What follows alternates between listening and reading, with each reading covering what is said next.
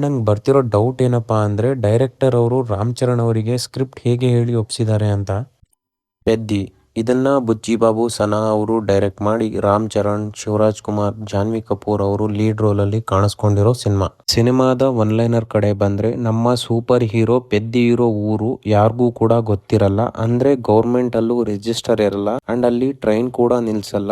So ಇದೆಲ್ಲ ನೋಡಿರೋ ಪೆದ್ದಿ train ನಿಲ್ಸೋದಕ್ಕೆ ಏನೆಲ್ಲ ಮಾಡ್ತಾನೆ ಅನ್ನೋದೇ ಪ್ಲಾಟ್. ಸೊ ಸಿನಿಮಾ ಹೇಗಿದೆ ಅಂತೆಲ್ಲ ಈ ರಿವ್ಯೂ ಅಲ್ಲಿ ನೋಡ್ಕೊಂಡ್ ಬರೋಣ. ಅದಕ್ಕಿಂತ ಮುಂಚೆ ನಾವು ಮಾಡೋ ಕಂಟೆಂಟ್ ಇಷ್ಟ ಆದ್ರೆ ಸಬ್ಸ್ಕ್ರೈಬ್ ಮಾಡಿ, ಸಪೋರ್ಟ್ ಮಾಡಿ, ರೀಚ್ ಆಗೋದಕ್ಕೆ ಹೆಲ್ಪ್ ಆಗುತ್ತೆ. ಇಲ್ಲಿರೋ ಮೊದಲ ಪಾಸಿಟಿವ್ಸ್ ಅಂದ್ರೆ ಅದು ರಾಮ್ ಚರಣ್ ಅವರ ಸ್ಕ್ರೀನ್ ಪ್ರೆಸೆನ್ಸ್ ಮತ್ತೆ ಪರ್ಫಾರ್ಮೆನ್ಸ್ ಅಂಡ್ ಕೆಲವು ಕ್ರಿಕೆಟ್ ಮ್ಯಾಚ್. ಇನ್ನು ಇಲ್ಲಿರೋ ನೆಗೆಟಿವ್ಸ್ ಅಂದ್ರೆ ಮೊದಲೇ ಹೇಳಿದ ಹಾಗೆ ಹೀರೋ ಒಬ್ಬ ಸೂಪರ್ ಹೀರೋ. ಸೊ ಇವನು ಕ್ರಿಕೆಟ್ ಆಡ್ತಾನೆ, ಬಟ್ ನಾರ್ಮಲ್ ಕ್ರಿಕೆಟ್ ಅಲ್ಲ. ಅಂಡ್ ಇಷ್ಟೊಂದೆಲ್ಲ ಕಷ್ಟಪಡೋ ಹೀರೋಗೆ ಬ್ರೇಕ್ ಬೇಕು ಅಲ್ವಾ. ಸೊ ನಾನ್ ಸ್ಟಾಪ್ ಡ್ಯಾನ್ಸ್ ಮಾಡ್ತಾನೆ, ಅದ್ರ ಜೊತೆಗೆ ಒಂದು ಕ್ರಿಂಜ್ ಲವ್ ಸ್ಟೋರಿ ಅಂಡ್ ಆ ಲವ್ ಸೀನ್ಸ್ ಹೇಗಿದೆ ಅಂತ ನೀವು ಸಿನಿಮಾ ನೋಡಿದ್ರೇನೆ ಗೊತ್ತಾಗುತ್ತೆ.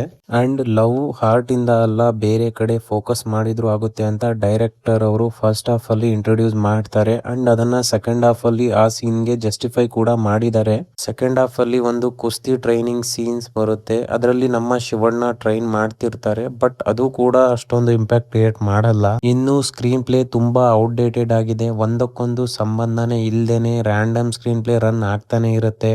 VFX ಪ್ರೊಡಕ್ಷನ್ ವ್ಯಾಲ್ಯೂ ಎಲ್ಲ ತುಂಬಾ ಪೂರ್ ಆಗಿದೆ. ಒಂದು ಹೈ ಬಜೆಟ್ ಸಿನಿಮಾ ನೋಡ್ತಿದೀನಿ ಅನ್ನೋ ಫೀಲ್ ಬರಲ್ಲ. ಡಬ್ಬಿಂಗ್ ಕೂಡ ವರ್ಸ್ಟ್ ಆಗಿದೆ, ಕೆಲವು ಕಡೆ ಲಿಪ್ಸಿಂಗ್ ಕೂಡ ಮ್ಯಾಚ್ ಆಗಲ್ಲ. ಸ್ಟಾರ್ ಕಾಸ್ಟ್ ಒಂದಕ್ಕೊಂದು ಸಂಬಂಧನೇ ಇಲ್ಲ.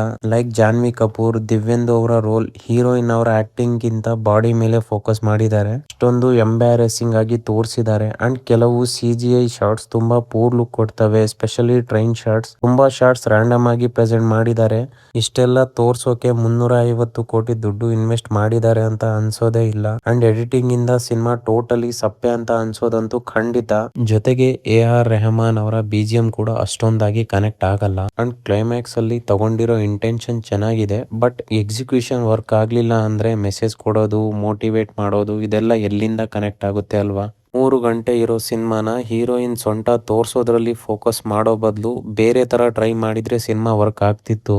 ಇನ್ನು ಪರ್ಫಾರ್ಮೆನ್ಸಸ್ ಕಡೆ ಬಂದ್ರೆ ಹಾನೆಸ್ಟ್ಲಿ ರಾಮ್ ಚರಣ್ ಅವರ ಡೆಡಿಕೇಶನ್ ಕಾಣಿಸುತ್ತೆ, ಬಟ್ ಡೈರೆಕ್ಟರ್ ಅವರು ಅದನ್ನ ಯೂಸ್ ಮಾಡ್ಕೊಂಡಿಲ್ಲ. ಅಂಡ್ ನಂಗೆ ಬರ್ತಿರೋ ಡೌಟ್ ಏನಪ್ಪಾ ಅಂದ್ರೆ ಡೈರೆಕ್ಟರ್ ಅವರು ರಾಮ್ ಚರಣ್ ಅವರಿಗೆ ಸ್ಕ್ರಿಪ್ಟ್ ಹೇಗೆ ಹೇಳಿ ಒಪ್ಸಿದ್ದಾರೆ ಅಂತ. ಜಾನ್ವಿ ಕಪೂರ್ ಅವರ ರೋಲ್ ಸಿನಿಮಾಗೆ ಯಾವುದೇ ಹೆಲ್ಪ್ ಮಾಡಲ್ಲ, ಅಷ್ಟೊಂದು ಕ್ರಿಂಜ್ ಆಗಿ ತೋರಿಸಿದ್ದಾರೆ ಅವರನ್ನ. ಸೊ ಓವರ್ ಆಲ್ ಆಗಿ ಹೇಳೋದಾದ್ರೆ ಪೆದ್ದಿ ಒಂದು below average cinema. Ram Charan fans ಗೆ ಒಂದು ಟ್ರೀಟ್ ಆಗ್ಬೋದು, ಬಟ್ ನಾರ್ಮಲ್ ಆಡಿಯನ್ಸ್ ಗೆ ಅಷ್ಟೊಂದು ಕನೆಕ್ಟ್ ಆಗಲ್ಲ. ಅಷ್ಟೊಂದು ಇಲ್ಲಾಜಿಕಲ್ ಆಗಿ ಪ್ರೆಸೆಂಟ್ ಮಾಡಿದ್ದಾರೆ. ಇನ್ನು ನೀವೇನಾದ್ರೂ ಆಲ್ರೆಡಿ ಸಿನಿಮಾ ನೋಡಿದ್ರೆ ನಿಮ್ಗೆ ಹೇಗೆ ಅನಿಸ್ತು ಅಂತ ಖಂಡಿತ ಕಮೆಂಟ್ ಅಲ್ಲಿ ತಿಳಿಸಿ.